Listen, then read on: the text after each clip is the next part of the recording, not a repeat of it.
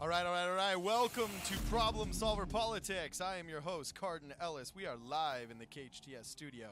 It is 7:08 on Sunday, March 24th, and we've got a really cool show planned for you guys today. I'm with my co-host, Mark Murphy, attempting to restore some civility and sanity to the political conversation. All right, and we also are going to have later on in the show our guest, Mariah Gondero from the Freedom Foundation, talking a little bit about CTA scandal / lawsuit / whatever saucy words we can throw at it to make you interested. Right off the Fox News feed. Yeah. But actually, before we get started, I got a little bit of something to say, and we're going to address the elephant in the room about the Mueller investigation. In 1882, Nietzsche said famously that God is dead, supposedly heralding the death of the irrational religious man over the birth of the not sensationalized, but the rational man and science. It's one of the most commonly quoted and well-known quotes in Western society. However, I postulate today that he was wrong, and the proof of that is the Mueller investigation. More and more nowadays, I feel, as Galileo did, going up against the Catholic Church, saying there's this thing called gravity, and your mythology is wrong. They imprisoned him and they persecuted him for having provable facts and scientific truths manifest through observation and investigation, and he was persecuted by the dogmatic and the priests of his time. Now, fast forward to 2019, Mueller spends $10 million of taxpayer money and 2 years of our time investigating a mythology that a country with a GDP smaller than Italy, aka Russia, had somehow toppled our elections and put in charge, in the most conspiratorial of manners, Donald Trump as president. It's a myth. It's a dogma. And we have investigated it. And Mueller comes out and says, no more indictments. And what happens yesterday on Bill Maher, Eric Swalwell, one of the four horsemen of the Democratic apocalypse, says, that's not good enough. We're going to subpoena him anyway. And Bill Maher, probably the most popular of all of the Democrat talking heads in our time, says, I don't need the Mueller report to know that Donald Trump is a traitor. I have a TV. The television, as the mad prophet Howard Beale of The Network, the Oscar award-winning film in 1976, said that the tube has become our God in a godless world because less than 3% of us read books, less than 15% of us read newspapers, and we will believe these foolish dogmas over the reality that has now been put forth by hundreds of thousands of hours of FBI investigations. The new Galileo is a Republican who simply says, I did not collude with a foreign power. And these priests of this new kind of strange mythology that Donald Trump is the devil will not accept it and will torture anybody who believes the scientific truth that Mueller just came up with, that there was no obstruction. Where do I go wrong, Mark? I'm done. Oh, well, I have to jump in here. First off, let's just assume it was the Attorney General handpicked by Donald Trump, the president, who basically said he could not see justification for obstruction by the president. However, we know that the Mueller report needs to be released because we know you're a man of freedom, and we know our guest from the Freedom Foundation would insist that the full report be released to the various committees that are investigating him. And the 16-plus investigations being conducted by financial improprieties by both his foundation, his children, his staffers, and possibly even the president himself, his lawyers who've already been brought in, his financial advisors, his campaign advisors, all of which been able to identify as on various indictments, some of which are already serving terms in prison. Something has gone wrong, and if the barrel of apples is spoiled, there's something wrong with this president. Okay. You mentioned a couple of indictments that have happened. A couple? In the process of spending tens of thousands of man hours and millions of dollars in investigating everything Donald Trump has touched in the past 20 years, yes, we found 4 people guilty of process crimes, meaning in the process of the investigation, they did something wrong. Yes, one of the guys was caught having lied about his version of the story to Congress. Yes, one guy was caught in the process of trying to determine whether there was obstruction or whether there was collusion with Russia. Yes, one was caught with, not being so honest on his taxes.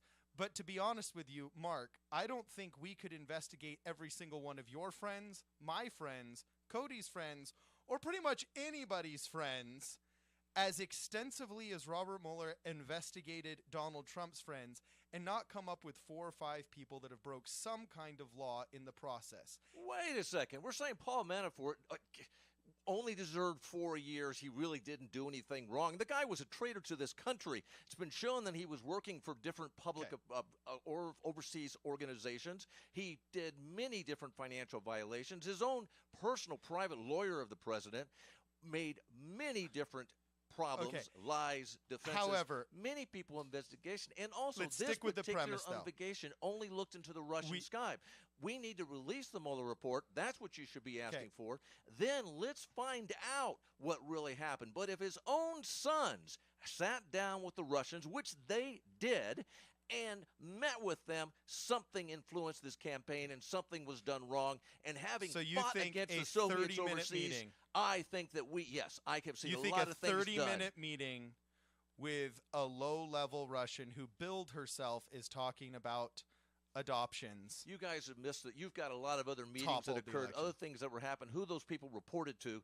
In those particular cases, 2 of the people they met with reported directly to some of the biggest oligarchs that were close to the President Putin. Here's and my I only have question, spent a Mark. lot of years against what Putin represents, and I'm going to tell you right now, you cannot trust the Russians and the communists.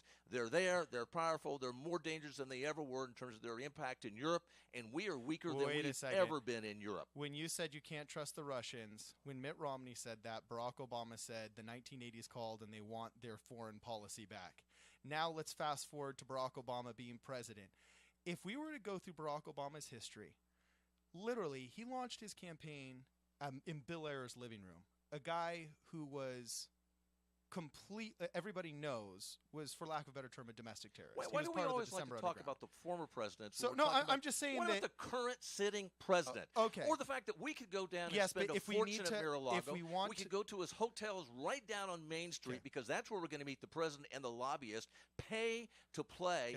I get an email from the president or text from him twice a day asking me for opportunities to meet with him and greet him, etc., for large contributions in money. It's all about buying access to the president. This man optimizes the concept of greed. So let's get the Mueller report out, and let's find out about the rest of those investigations into his financial irregularities, many of which will lead to indictments of some kind. We sticking with the premise of let's not be science deniers and let's think rationally instead of irrationally. Let's be like Galileo. Wait a second. Do you know the story on Galileo as it relates to he was friends with the Pope, and the Pope tried to get him out of that particular thing. They made a mistake when they were trying to put him in and prosecute him, and they realized what they'd done because he was a rather popular figure in the court of that time. I know because I spent a lot of time studying the history of the Vatican and the Church. So I'm just want to let you know. I'm trying to figure out if you guys want transparency, let's be transparent. No, this is what I want. This is what I want, Mark, is I want Democrats to start being consistent in what they demand. We are very consistent. Hold on a second. Let me finish. Let me finish here. Clinton. No, let me finish here. That continued just forever. Let me finish, Mark. I want consistency here, because if we're going to say that all of these small violations are bad against Donald Trump because his friends and he's guilty by association, then how come we don't do it to Democrats? And if we're not going to do it to Barack Obama, then we can't do it to Donald Trump. At the end of the day, who do you believe? Do you believe the FBI?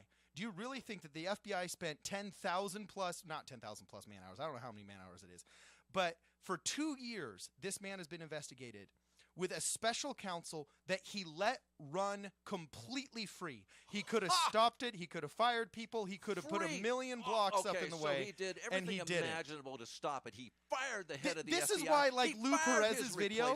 He does the things with the Attorney General. He's Mark, just stop a second. second. This is why. There's no accountability. Okay, this is why it's a religion now. Like, this is literally why Trump hatred is a religion and why Lou Perez's video of Stop Making Me Defend Donald Trump is so important. I'm simply here saying observation, the scientific method, coming up with a hypothesis. No, hold on. Coming up with a hypothesis and then developing tests and then testing those hypotheses through investigation will give us observations and measurable quantifiers that can help us determine truth. Instead of just believing what we perceive as somebody's revelation written in a book, we want to know what the truth is of science. So we give Robert Mueller this political scientific method. Here, your special counsel. Here's your unlimited amount of resources. Here's your unlimited amount of man hours. You are the single most powerful man in Washington right now because you literally have no oversight. The president cannot stop you. Congress doesn't want to stop you, nor could they if they wanted to. Nobody can stop you. Turn over every rock, investigate every single thing. And once he is done, what does he come up with? Sorry, our thesis is incorrect. No new indictments. Yes, we're going to get the report. But hold on. And then if there are no, I don't want to have to talk over you. If there are no new indictments, that means one thing. We've caught the incidental minor crimes of the rich guys who committed process crimes that we found along the way as we researched for our hypothesis. But the hypothesis was proven to be incorrect. The science of investigation has documented it now, and the Democrats are refusing to believe that the investigative science put before them and instead are choosing to believe this dogmatic religion that Satan runs our country, you know what I'm saying, to such a point that they will now begin. They haven't even read the report yet, and Eric Swalwell is saying he will use the Well, hold on a second. He is so unhappy with the results of this because it goes against his religion that he is now going to begin using the subpoena power of the U.S. Congress in order to subpoena Robert Mueller and any person that didn't give him the answer he liked. That sounds a lot like the Inquisition when a Catholic priest would take a gypsy and start cranking their fingers and their feet in a vice saying, "Do you accept Jesus as your Lord?" And if they said, "No, I don't know who Jesus is," they torture him until they believe him. This is literally what the Democrats are doing. And just like Howard Beale said in the book The Network, The Tube, like Bill Maher literally said, I don't need the Mueller report. So he's saying, I don't need investigative science to tell me Donald Trump is not a traitor. I have a TV. He is choosing to believe what the pundits and the idiot bonehead talking heads that said Donald Trump wasn't going to win in the first place.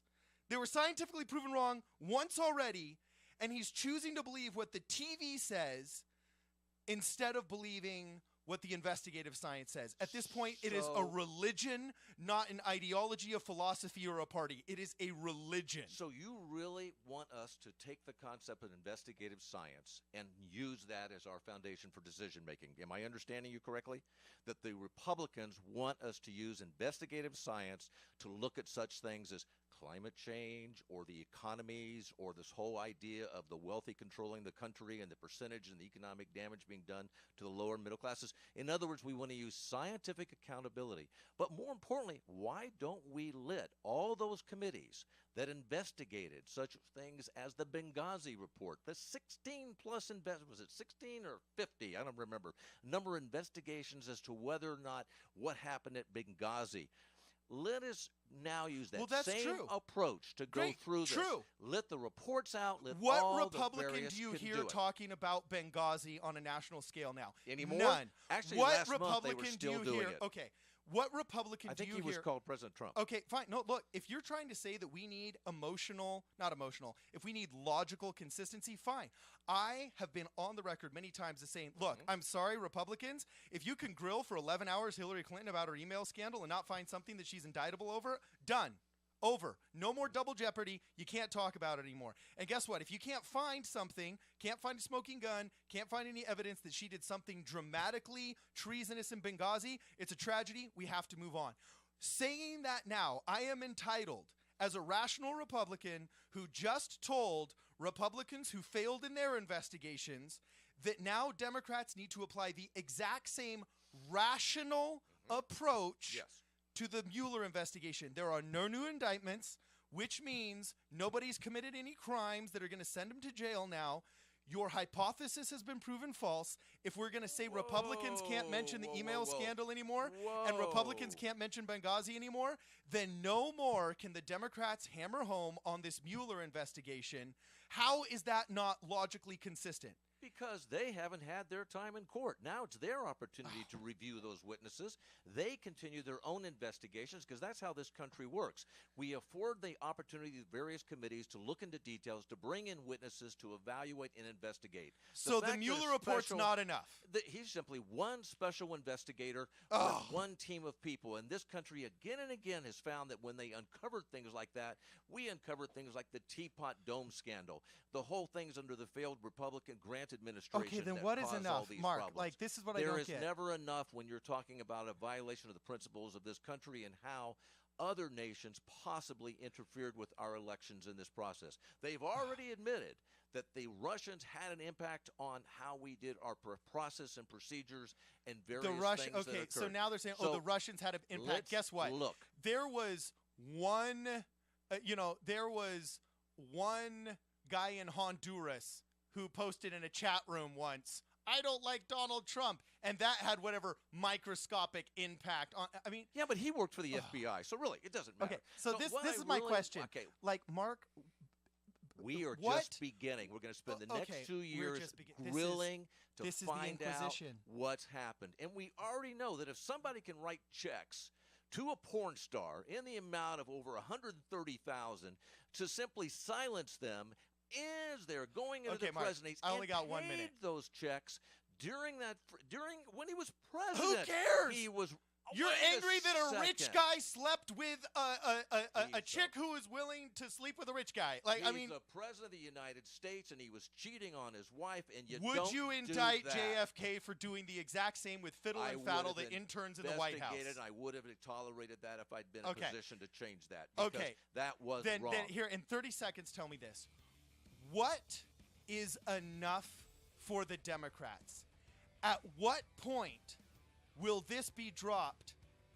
Are you literally just going to demand more investigations until he's no longer president? Or, like, when will you guys be happy?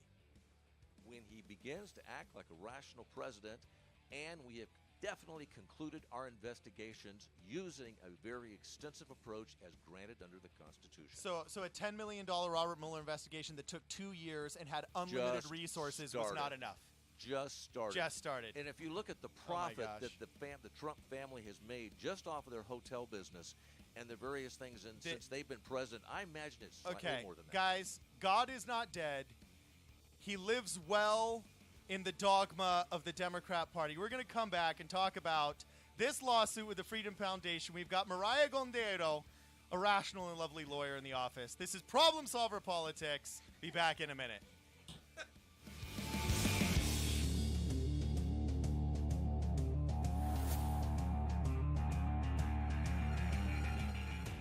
You choose your dry cleaner for convenience. Maybe it's time to choose a dry cleaner that is not only convenient, but does quality work at a reasonable price. Town Cleaners. They're in the center of our valley, and they offer free pickup and delivery anywhere in Santa Clarita.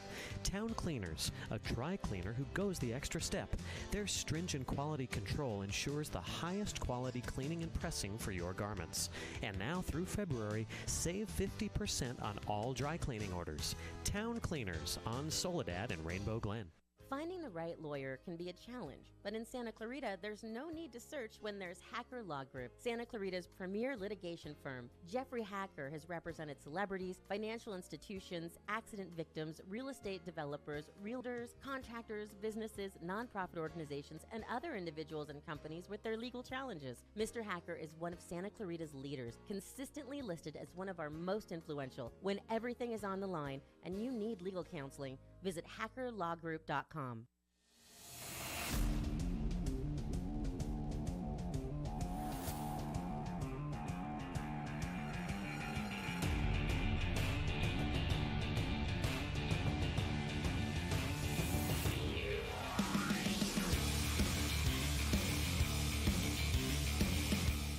All right, welcome back to Problem Solver Politics. We are live in the KHTS studio. I am your host, Cardon Ellis, with Mark Murphy, the co-host, attempting to maintain sanity to the conversation by presenting the real facts of the case. All right, we had a couple of listeners opine in our last segment. One asked, do you feel like doing the I told you so dance after the Mueller investigation? I said, I don't know if it's a dance, but I definitely do want to move on from this.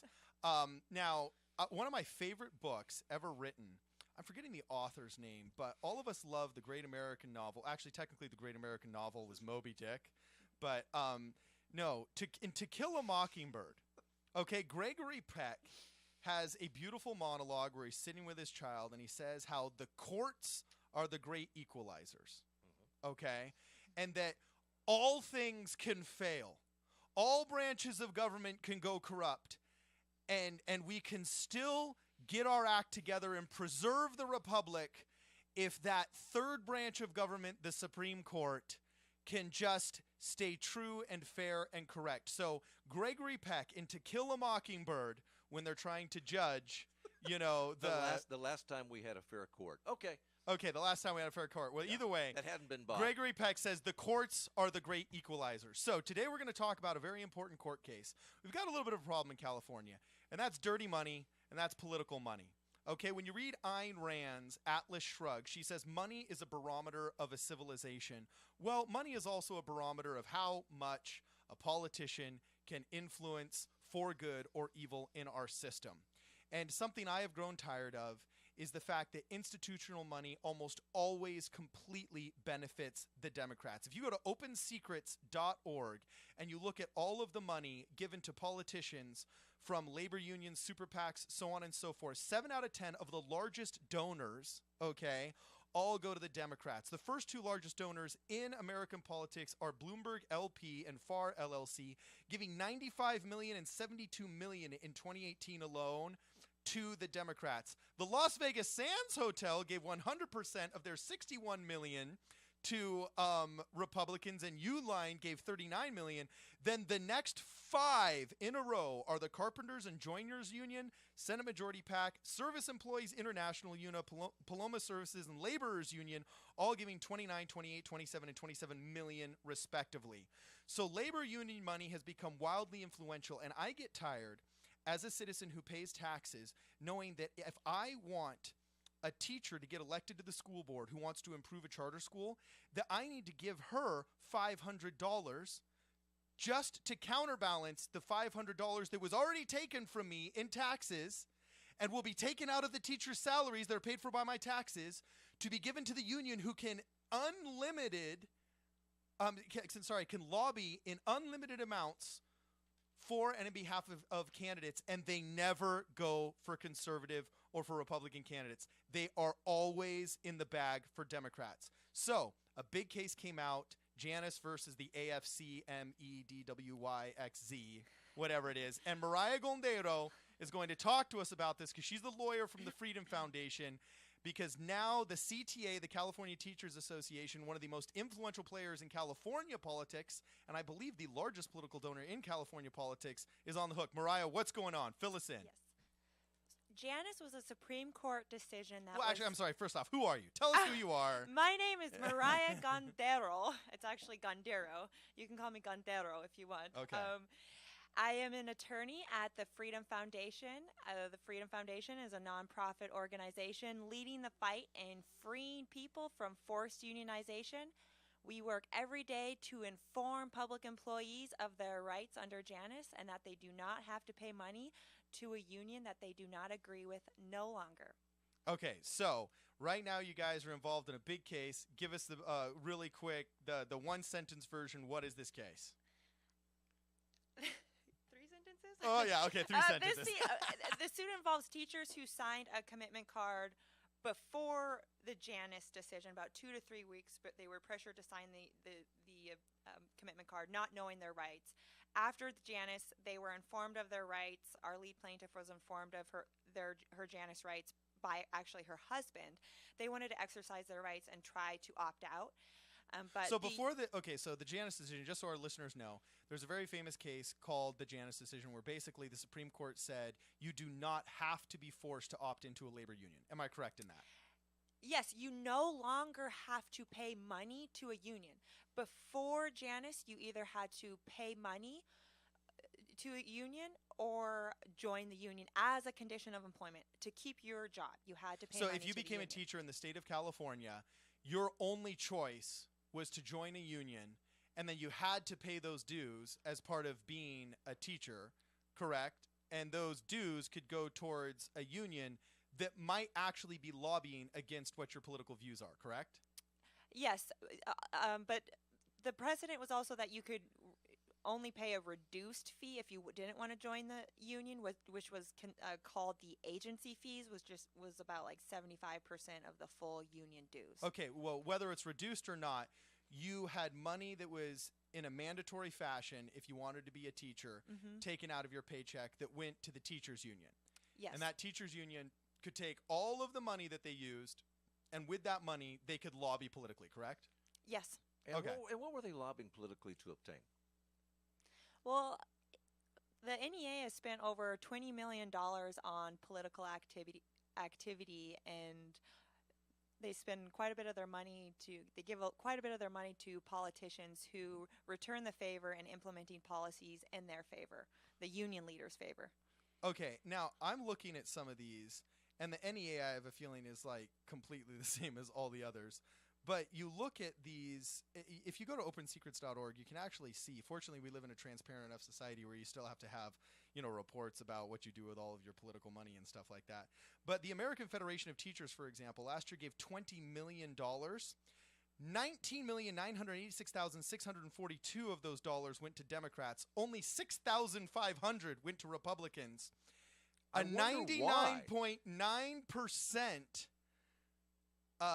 bias towards Democrats. You cannot tell me that in the American Federation of Teachers, 99.9% of them have a Democratic view of how education should be performed. Of course not. But let's go back to the history Wait, of the but hold unions. on. As a Why guy that were just lobbied in unions- the Mueller investigation in our first Why? segment for transparency. Oh, I can't wait to get to transparency. Okay. This is going to be really good. Is that supposedly Democrats are all about fairness and all about, we're not about, quote, you talk about fairness? No, we're talking about equal rights, the opportunity to have pay, the opportunity, like they gain the right to be paid overtime, the right for a teacher to actually get paid a salary. Yes, we all agree with that. But when you're seeing that didn't occur before $20 the million unions. going 99.9% towards Democrats, Who were is it now a labor union? First off, why do they have $20 million left over?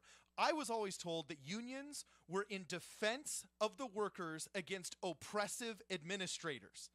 And now they've gotten so many union dues that not only are they able to defend their teachers against oppressive administrators, they've got a surplus of $20 million that allows them to act proactively in politics. Yes. 99.9% on the side of the Democrats, which is not a proper representation of the actual teachers. Are 99.9% of teachers Democrats? You're not even picking the same apples to oranges comparison here. I mean, let's try and break this down. What's the purpose of a union?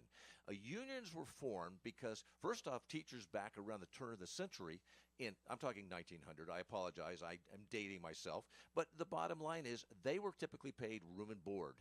And then later they got the opportunity in 1912, because of the unions that had been formed in the previous 50 years, to finally have the opportunity to be paid the same if they were a man or a woman. It was one of the first type opportunities. Okay, I don't want to hear the talking points about why. But see, now. By the way, the suffrage, the unions, Republicans that wanted equal pay for women, that was all Republicans. Okay, the unions now represent, for negotiations with the administration, the pay and the benefits that those teachers are going to receive. And through our history of labor relations... Wait, hold on. Pause. If the teachers union is meant to help negotiate, which is collective bargaining, the pay and the benefits the teachers receive, what is the $20 million going into politics for? If their job is negotiation for pay and their job is not political lobbying, something's going wrong. Mariah, what's going wrong? Well, you missed a point, though. They have found a way to change many of the laws in the United States to give us the opportunity to provide many of those benefits. That's what the political money goes for. Okay, so the thing not to lose sight on is whether we agree with the union politics or not, the fact is this is forced speech. No one should be forced to subsidize speech that they do not agree with, and that is what Janice said. So it is not completely relevant whether like we agree with the politics or not. What is relevant is that these teachers do not agree with how the union is operating. They don't agree with how the union is spending their money. They don't agree with the union leadership. The union has told them in person that if you do not agree with us or you go against us, we will ostracize you. So they don't want to be a part of an organization that does that. So who are these unions representing at this point now? Because I was frustrated when we were all broke as a state and Jerry Brown started taxing the crap out of small businesses by upping their fees, not their taxes, okay? All these teachers were getting furloughed 7, 8, sometimes 14 days out of the school year. The 2-year youngest teachers actually got straight up laid off. And in that same year, the CTA found some $10 million or so to actually give to all these political campaigns. I don't remember the exact amount, so don't quote me. I don't want to give false statistics on the air. But I do remember doing this math, that I divided the amount that the CTA had to put towards political lobbying that year, and it was equivalent to $2,400 per every teacher that had been laid off. And let me tell you, that is 1 month's pay for some of these people as a severance, had they actually truly been interested in helping teachers defensively as a union, as they bill their services and represent themselves as. They would have taken that money instead of lobbying for Democrats and being a propaganda and outreach arm for the Democrats. They would have actually just given that to the teachers to help ease the suffering of them having gotten laid off. I don't understand. My mom's a teacher, and one of her big frustrations, she's a lovely woman and she's not a political figure, so I'm not even going to give you her name, but a frustration of hers is, you know, they got this big memo chastising a bunch of teachers for having called it Christmas break still. She's been in education for 30 years. She still calls it Christmas break on occasion, okay? And her and some of the other older teachers got chastised for this. And she got the Saugus Unified School District's official calendar, and it said winter break, and it didn't say Easter break anymore. It said spring break, all right? But every single holiday, including Ramadan, was on that calendar. And she was like, wait, why are we not allowed to say Christmas break, but we can celebrate Ramadan? And only 2 of the Jewish holidays were actually mentioned, so we're not sure whether they're pro-Jewish or not, you know what I'm saying? It's absolute non-consistent dogma against Christianity at this point, and she is being forced to pay dues to a school district that's making calendars, disallowing her from calling it Christmas break while forcing her to call it Ramadan. I want to know something. Yeah. Freedom Foundation. Yes. They're the one who you work for. Yes. They're the organization that's put together this lawsuit. Yes. Who funds them? We are funded by everyday Americans from all over the spectrum who agree in our mission of advancing individual liberty and freeing people from forced unionization. You're Okay. familiar with the 80-20 rule, though, the old Pareto principle, where 20% of the donors contribute 80% of the money. Well, in the case of your particular foundation, it's slightly even higher. We find such wonderful contributors as the Bradley Foundation. We're talking about Bradley, who was one of those wonderful people associated with the John Birch Society. Another one of his organizations is the Whitley Yes, Ball. the John Birch It's very Society. close to the Koch brothers Foundation. We're talking about the largest chemical organization in the United States at this point, who had the wonderful opportunity of making their initial fortune off the works of working for Adolf Hitler and Joseph Stalin. Then we look at the Hume Foundation, the Sam Waltons of the Walmart Foundation. Most of the money that's contributed to your foundation comes from wealthy billionaires who have found a way to be able to contribute this money without revealing who they are. And we have been able to find this out, and as a result, we find that you're a mouthpiece for the billionaires who want to make sure that unions are broken. So, Well, just to correct the record, I'm actually a mouthpiece for the 5 California teachers who want to exercise their right to opt out. They no longer want to be forced to pay money to a union that doesn't represent their interests. I am their mouthpiece and their mouthpiece only. And I am going to fight to make sure that they get the justice that they deserve. So give us the lowdown on the lawsuit and where it stands right now, because I agree with you. It is forced speech. Yes. Telling a woman that she cannot be a teacher unless she has to pay union dues, and then those union dues will get used to lobby for the politics that the union reps want instead of the politics she wants, is compelled speech. Yep. So Janus requires affirmative consent, meaning that before a public employee, and the teachers in this case, before they can pay money to the union, they have to consent, which means they have to know their rights and then give them up. The union foresaw Janus coming. They put a commitment card in their mailbox 2 to 3 weeks before the Janus decision. No explanation why, and they said, we need you to hurry up and sign this. Our lead plaintiff was very skeptical about this, but she felt like she had no other option. Like they were forcing her, we need you to sign this, not explaining why she had to sign it. About 2 days before the deadline, they told her, you have to sign this because we have to avoid Janus. Okay. Does that sound like Because pressure to you? Janice wanted to basically say, we don't need unions representing teachers. Teachers will be paid an appropriate pay. They'll have appropriate class size. They'll receive appropriate benefits and appropriate funding, which has not been the case for the United States in its history. Janice is about the First Amendment. The First Amendment that says which we is no the longer First need Amendment unions. in our Constitution for a reason. It is one of the bedrocks of our Constitution, a cardinal command. I can't see the relationship to what you're talking about there as Justice Alito was able to try and pointing out to the First Amendment. I don't see the connection there. They have this union representing and negotiating for them. Do they think they don't have to pay for that? No, but it's doing more than just negotiating their pay. It's going out and it's doing slate mailers for who people should vote for. It's sponsoring vans to drag teachers to the voting booths. I mean, If the union is really doing a good job, why do they need to force people to be a part of the union? Well, you're always going to have a few malcontents because you had how many teachers are in this association in California? Do you realize how many people have wanted to opt out? No, I would like to know. What are those numbers? What are those numbers? No, I asked you a question. No, I asked you, what are the numbers of those who said they want to opt out of the union at this point? I can't give you those numbers, but it's quite a few. It may be quite a few who say, I don't want to pay the amount of money that they're being asked to pay. No, they want to opt out because they do not feel like the union represents their values. We need to have They don't want to be part of an organization that tells them, if you don't agree with us, we are going to ostracize you. Okay, and hold on, Mark. Okay. Do you think for $1,000 that there's any profession? No. That. Let's just say I wanted to be a balloon twister.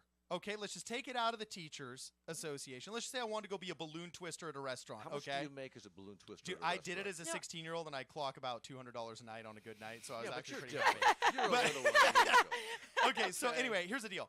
Should I, if I want to go be a professional, actually we'll just keep it within the realm of teachers. Mm-hmm. If I show up and I say, I want to dedicate my heart and soul to improving the lives of children, I want to become a teacher, should I be forced to join a union? Do you think that? Just yes or no? Do you think I should be forced to join a union? If that union represents you in negotiations with that particular organization. Not all teachers. Now how do we determine if it represents me? All the measurable if there's a vote of the members elected that union to be their representation. What about the First Amendment?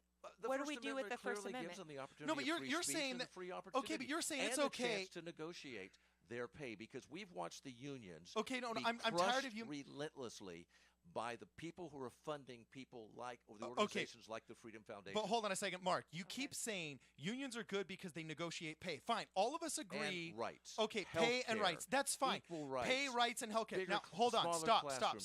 Stop. You keep mentioning things that are not political activism. So how come they can go beyond negotiating pay, securing benefits, and representing the teachers into having surplus money for political activism? That is the compelled speech. Mariah. And I would like to point out that there are certain public employees that would rather bargain on their own. And they would also say that they might prefer a competitive market where hard work is incentivized and rewarded instead of a one-size-fits-all package. Comes right out of the Coke handbook. They pay some of the lowest wages. They have the highest incidence of contamination. They own the most in the chemical companies. I sit there and look at this and I go, wait a second. The reasons teachers get the Coke conspiracy comes back. Minimal pay. The reason the LA It's like listening to the Daily Stormer and the Rothschild conspiracy. Okay, let's be realistic. It's like teachers were Alex well Jones. underpaid. Classes were crowded. They had to fight to get those rights. A lot of that is not done in the actual negotiation with the people right across the board on the school board. It's also done back in Sacramento in our particular case, or back in Washington, D.C., where they negotiate with the politicians to set rules in place that allow them to be able to do this. So what we're saying now is you want to have these individuals who claim that a First Amendment right says, I don't need you to represent me, but then again, No, I don't First need Amendment that right job. says that I do not have to pay for something that I do not agree with. Where does I it do say not that? have to fund political speech. Okay, hold on. We're going to take a break, and we're going to come I back. don't see that in my document. And of the we're gonna talk Constitution, which we can exactly- read in the First Amendment. Okay, this is literally Okay. the heart of the First Amendment discussion right here. We're going to take a brief break. This Problem Solving Politics, it's 7:48. See you in a minute.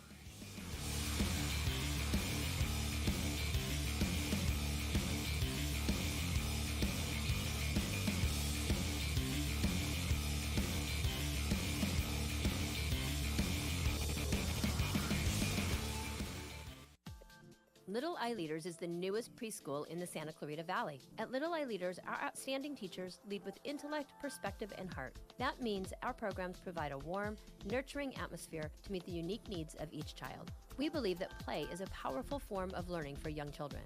That's why our kids have every opportunity to learn through the magic and excitement of play. Parents, schedule a tour today by calling 303-0400 or online at littleeyeleaders.org. Men, are you feeling tired, stressed, or just don't have the energy you used to? Did you know this could be related to decreased testosterone levels? Luckily, there's a safe, effective solution. Weeder Prime helps support healthy testosterone levels with clinically tested key ingredients. Just 2 capsules of Weeder Prime each day can help change your mood, energy, focus, body fat, and lean muscle. Feel the way you felt 10, 20, even 30 years ago. Rediscover your Prime with Weeder Prime. To find a retailer near you, visit WeederPrime.com. That's WEIDER Prime.com. Everybody wants cheap airfare, but where do you find it? You call low-cost airlines. Their prices are direct from the airlines, and they're so low you can't find these fares published anywhere. They specialize in cheap flights, discount hotel rooms, cheap car rental rates, and great package deals anywhere around the world. Wherever you want to go, they can help you get there cheaply and with a best price guarantee. If you want the lowest prices on your airline tickets or other travel services, call now. That's right, call. That's the only way to get these rates. Experts are standing by 24/7 to get you the cheapest airfare and hotel rates available. So don't wait. Call right now for the lowest travel prices anywhere and for great last-minute travel deals, too. Call right now. Operators are standing by. 1-800-452-1075. 800-452-1075. 800-452-1075. That's 1-800-452-1075.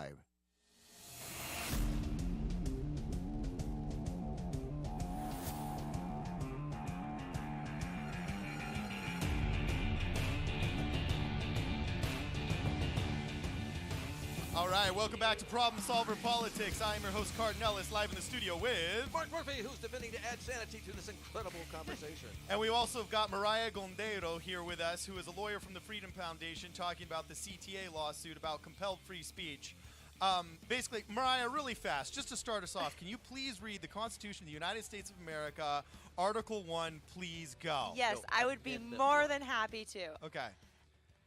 Congress shall make no law respecting an establishment of religion, or prohibiting the free exercise thereof, or abridging the freedom of speech or the press, or the right of the people peaceably to assemble and to petition the government for redress of grievances. Okay, so this is the article that specifically, the amendment that specifically just sets in stone freedom of the press, freedom of speech, and the freedom of peaceful assembly. Okay. Fake news. It's all fake news. Oh, yeah. Okay.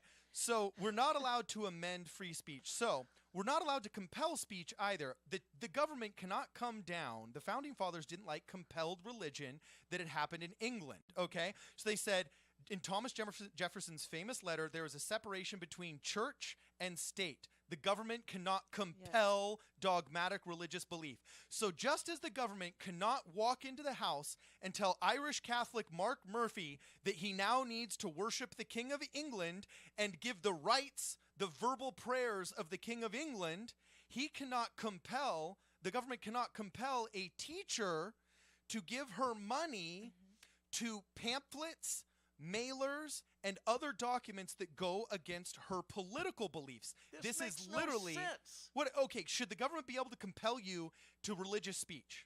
Wait a second. We're talking No, but two yes or no different question. No, it's compels. not.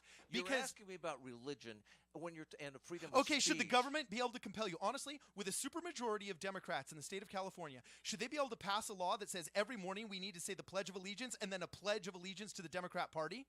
Well, Literally, we've already does said the government? they can't do the Pledge of Allegiance? We already said that. Okay, but can the government come in? Yeah, the fact that we've said you can't be forced to say the Pledge of Allegiance shows that you are not allowed to have compelled speech But we didn't in start America. we didn't start doing the Pledge of Allegiance until the 50s.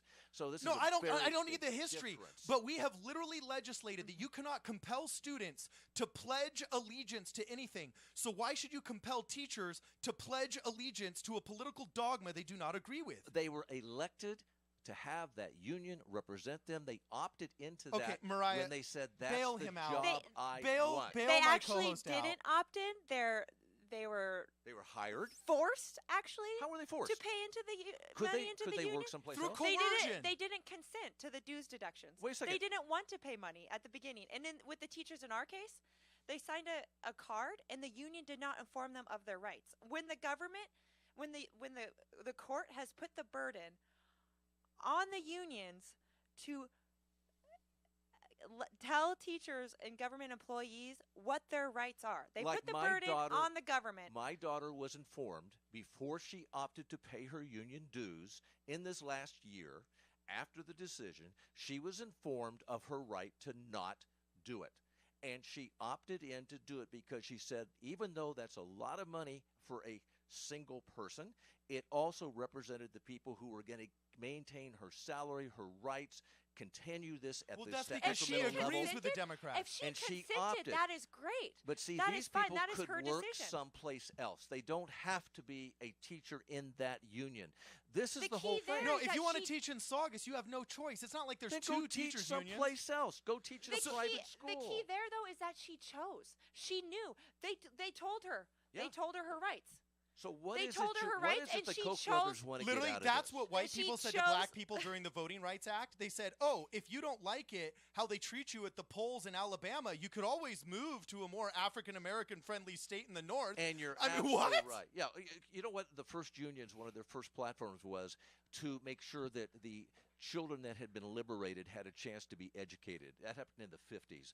1850. Okay, so let me get this So right, Mariah. we're talking about the so there used union- to be a law. There used to be a law that required that teachers opt in to having money taken out of their paychecks. But Janice, the Supreme Court decision, said no, they don't have to be compelled. They have to show consent. And then now the teachers union basically pressured a bunch of teachers into signing those consent forms so their money could get taken out, and were coerced into compelled speech instead of being Yes. allowed to decide That's what the the case. speech would be. And Yes, here we that- have 40 to years clarify- of history reversed. To- 40 years of history is It was by- reversed by because the it was Supreme poorly Court. reasoned, and it was an outlier as far as First Amendment precedent. Now, to get back to the case, Yes, the reason we invited you on the show. Let's talk about that because we're down to like 3 minutes. these teachers signed without their affirmative consent. They did not know their rights, So go work elsewhere. That sounds pretty but fascist. but Janice Sounds has like now freedom. said you can work there and not pay money Okay. to a union as a condition of employment. So what's their case? What's their pain? What's their suffering? They're not letting them opt out of the Of paying course they're union allowed dues. to opt out. They are still holding them to the dues deductions card. They are still deducting dues from their paycheck. They accepted their resignation, but they are still deducting dues from their paycheck. Now, doesn't that sound a little crazy That sounds to you? like what the Koch that brothers they- would do. oh, doesn't that stop sound it. crazy that they would accept their resignation, but they are still deducting dues? So, Seems what the so contract. what? All It's they for care a about is the contract. money? So It's all you're about not the even contract. resigned. You're not even resigned if they're technically taking dues. It's just Yeah. like you could say the government could say, "Oh, well, we won't charge you for taxes anymore," but if they're still charging you, you're still getting taxed. Basically, they pressure them into signing that card because they just wanted to take their money. So if I understand this correctly, That's the attempt on that big, side. powerful, and financially influential union just coerced a bunch of vulnerable teachers into signing a membership form, and they won't let them get out of it. Yes, they have, reaffirmed several times that they want to stop the dues deductions. And that is why they came to us, because they said, we want to sue them. We need people to help us challenge them. And And so we're you took seeking the injunctive billionaires' relief. money, the people who are known for crushing the lowest we are working using- You don't Americans. complain about We are MoveOn.org. supported by that's all funded by Americans who Soros. are I've seen this agree in over- freedom and individual liberty. One person on the radio at a time. Say that sentence again. We are supported by everyday Americans who agree with individual liberty and freedom. Okay, Mark, I'm going to have a rule on this show.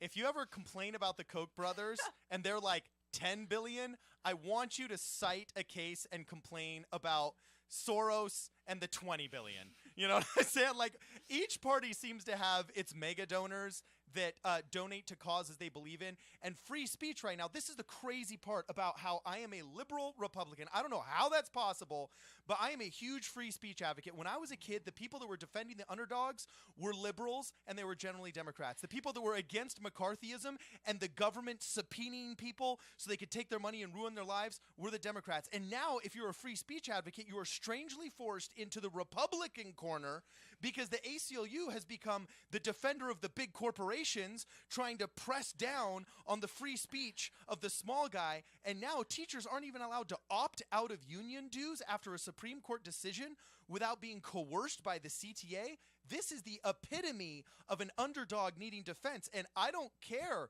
if the Koch brothers want to loose their money to help defend free speech. Mark, how would you feel if you were forced to only buy Starbucks coffee? Well, it's one of the best coffees in America, and I think Howard Schultz is quite a guy and runs a good organization, so I'd probably be into it. But, you know, as an American, I have the option. Okay, we're going to have to, that was a great analogy. We're going to continue this discussion later. Unfortunately, we're going to have to go. Before we go, in 10 seconds, how can people find you? You can find us at optouttoday.com or the Freedom Foundation. You can also follow me on Twitter at Mariah Gondero. Okay, Mariah Gondero, Gondeiro, right? Yes. All right, thanks, guys, for listening. It was the Freedom Foundation with Mariah Gondero. I'm your host, Cardon Ellis, with Mark Murphy. We're live in the KHTS studio. This was Problem Solver Politics. It is 7:59.